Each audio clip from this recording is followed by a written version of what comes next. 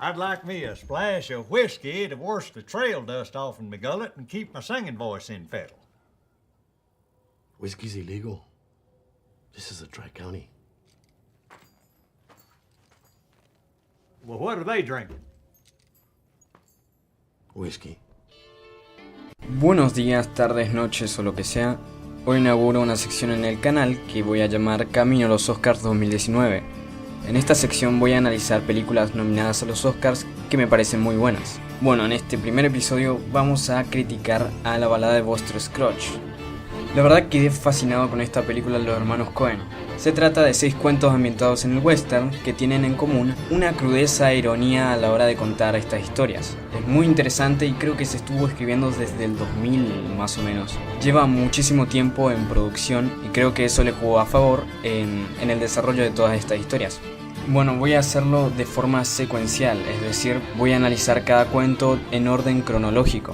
Además está decir que esto contiene spoilers, así que spoilers. Bueno, primero empezamos con La balada de Buster Scruggs. Este es uno de los cuentos más graciosos que vi en mi vida. Buster Scruggs es un forajido, es un cowboy que tiene como una inspiración muy fuerte en Deadpool y también en Bugs Bunny. Es un personaje muy alegre que puede cantar, tocar la guitarra y también manejar un caballo. Y lo más gracioso de todo es que su actitud tan alegre y tan bondadosa, respetuosa, contrasta mucho con su habilidad para matar hombres de forma rápida, sólida y es impresionante. Una de las partes que más destaca en ese cuento es el duelo en la cantina, en donde hay como 6 forajidos tomando whisky y él entra y pide whisky, pero no se lo quieren dar porque parece un policía, ¿no? O sea, parece demasiado bueno como para ser un forajido. Y a partir de esto le desafían en un duelo porque empieza a insultar al tipo más rudo y los mata a todos en como 10 segundos. ¿Y por qué digo que este es el mejor duelo que tiene este cuento? Bueno, porque en el duelo del bar ya sabemos que Buster Scruggs puede matar a un montón de hombres con facilidad. Entonces sabemos el destino del vaquero que estaba jugando póker. Sin embargo, el duelo con el hermano del que jugaba póker fue muy hilarante. Esa parte donde saca el espejo y además tiene la pistola, tiene al revés, es una parte brutal. Let me see here. It's hard to be on the left, but in the mirror it'd be on the right. Of course, we is both facing the same way, and the gun is upside down, so best not to play it too fancy. Y bueno, solo nos queda hablar del final, que es cuando Buster Scruggs es retado por un tipo que le trató mejor que todos sus contrincantes anteriores y le reta un duelo, ¿no? Bueno, Buster Scruggs está platicando, hablando, está rompiendo la cuarta pared y qué sé yo. Y en un instante muy rápido, Buster Scruggs es disparado en la cabeza. Bueno, ahora quiero que se pongan en mi lugar. Yo empecé a ver la película sin saber que se trataba de un montón de cuentos. Estaba muy despistado. Y entonces se muere el que parecía ser el protagonista de la historia, el que su nombre estaba en el título. Se muere y empieza a ir al cielo y se termina el cuento con una canción. Recién cuando pasó al siguiente cuento dije, ah carajo, esto era solo un cuento, claro. Estaba el libro, estaba el índice de los capítulos, ¿cómo fui tan estúpido? Y bueno, no hay nada más para decir. Creo que la canción del final me parece mala y me parece muy como forzada. No me gusta, sinceramente. O sea, esta película tiene una muy buena canción de Buster Scruggs, que es la del agua.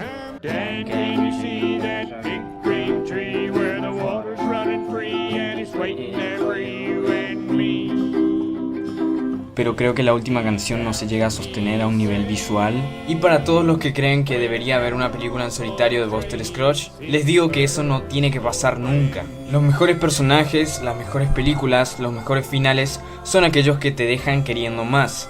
Y si se llega a hacer esa película en solitario, digamos de 1 hora y media, exprimirían toda la esencia del personaje. Por eso a mí me parece mejor que tenga muy poco tiempo en pantalla, pero que ese poco tiempo realmente valga la pena. Bueno, con eso pasamos al siguiente cuento que se llama Nier Algodones. Sí, bueno, en esta historia James Franco es un forajido que entra a un banco en medio de la nada, en donde solo hay un cajero. Y es obvio que le está por robar, pero el cajero como que empieza a hablar y empieza a contar como una vez le disparó a un forajido. Es muy charlatán, está evitando que pase lo peor. Como se podrán imaginar, saca un arma, le amenaza, y el banquero también saca su propia arma, se va. Es todo un despelote, pero es muy entretenido de ver. Es una historia en donde la cinematografía resalta un huevo porque el lugar está desolado y hay solo un escenario, y ese escenario es como geométrico, entonces se puede sacar mucho de eso. Y el final me parece que... O sea, es una historia que te lleva a muchos lugares que capaz no te hubieses imaginado y que termina en lo que uno hubiese pensado en principio, ¿no? First time.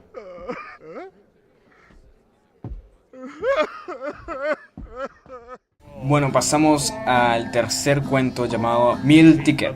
Bueno, este cuento nos relata la historia sobre un empresario y un artista que viven viajando y haciendo presentaciones. Este artista es un joven que no tiene ni brazos ni piernas y que está en una especie de escenario relatando poesía clásica, poemas, algún discurso de Abraham Lincoln y así. Tengo que admitir que el efecto del chico sin brazos es impresionante. Eso pasa más allá de mi imaginación. De verdad no entiendo cómo lo hicieron. Me parece perfecto que sea así porque no rompe mi ilusión saber cómo lo hicieron. Porque hay algunos efectos que se hacen de la manera más simple y vos ya te das cuenta de cómo están hechos. Y entonces ese reconocimiento de la producción te saca de la película. Pero acá es todo lo contrario, como no sabes cómo exactamente lo hicieron, realmente te mete, te hace creer. Al final el comerciante lo reemplaza con una gallina y lo tira a un río. Es uno de los cuentos más tristes. Fue muy doloroso ver ese cuento. La crudeza está súper presente porque el empresario podía desecharlo en cualquier momento, pero era lo que le generaba ingresos. Y ahora que consiguió esta gallina, ya no lo necesita, entonces lo tira. Y es tan irónico porque no digo que sea inútil el chico, pero no puede hacer más de lo que ya sabe porque no tiene piernas ni brazos. Entonces es súper injusto y te da una rabia, y es precisamente lo que el cuento estaba buscando, me imagino. Bueno, llegamos al cuarto cuento, que se llama Al Gold Canyon, que es mi cuento favorito. Me parece muy curioso que mi cuento favorito de la película no esté escrito por los hermanos Coen, sino que sea una adaptación del cuento de Jack London con el mismo nombre. En resumen, esta historia nos relata un episodio en la vida de un buscador de oro que llega a un valle aparentemente intacto y que todavía no se ha descubierto, ¿no? Es totalmente natural. En el río del valle encuentra partículas de oro y empieza a acampar en ese lugar para encontrar esa roca con el oro, a la que llama Mr. Pocket. Conclusión, el tipo lo encuentra la roca, pero en ese preciso momento nota una sombra. Un joven forajido armado está detrás de él y le dispara. Sinceramente, viendo cómo venían todos los cuentos, pensé que el joven se iba a quedar con el oro y que el viejo iba a ser enterrado en alguna parte del valle. Pero no pasó eso, porque el viejo se levantó y logró matar al joven, enterrándolo a él en alguna parte del valle. El paisaje es hermoso, una gran locación, tiene muy buena actuación y tiene una historia que te recompensa solo por verla. Es mi cuento favorito. Esto nos lleva al cuento número 5, que voy a pasar de nombrar. Básicamente es un juego de palabras y el título dice La joven que se asustó. Resumiendo, una joven y su hermano se unen a una caravana de carreteras para viajar hacia Oregon. El tema es que el hermano muere por cólera poco después de que empezaron el viaje. Bueno, esta joven que se llama Alice queda sola y queda con deudas que el hermano tenía que pagar al llegar al destino.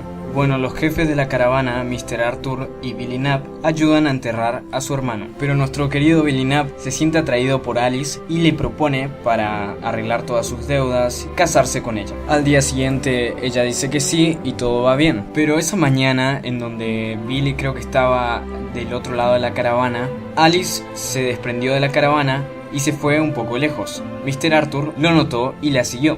Había sido que el perro de su hermano muerto estaba ahí y que no lo habían sacrificado porque en teoría tuvo que haberse sacrificado. Entonces ella lo siguió y se quedó un rato con él. Bueno, Mr. Arthur llega, todo parece tranquilo, pero un montón de indios los notan y se aproximan a ellos. va a haber un enfrentamiento. Mr. Arthur le da una pistola a Alice para que se suicide solamente en caso de que él fuera a morir.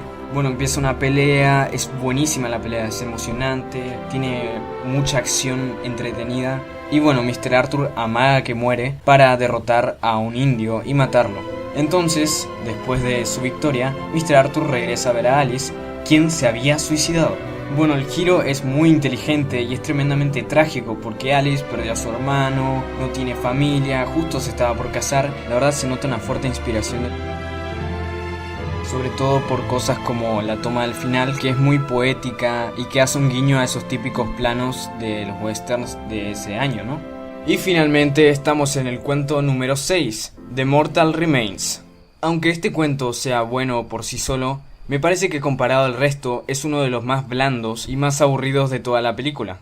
Básicamente el cuento consiste en 5 personas que viajan en un carruaje. Está el dúo del inglés y el irlandés, está un francés, está una dama y un trampero. Y aunque no mucho pasa en ese cuento, sí llegamos a ver muchos conflictos entre los personajes. Yo creo que es un cuento más dirigido para imaginar que para ver, sobre todo con ese final tan silencioso. Sin embargo, tiene un diálogo muy bueno. Mr. Thorpe up there, a typical case. I told him the story of the Midnight Caller.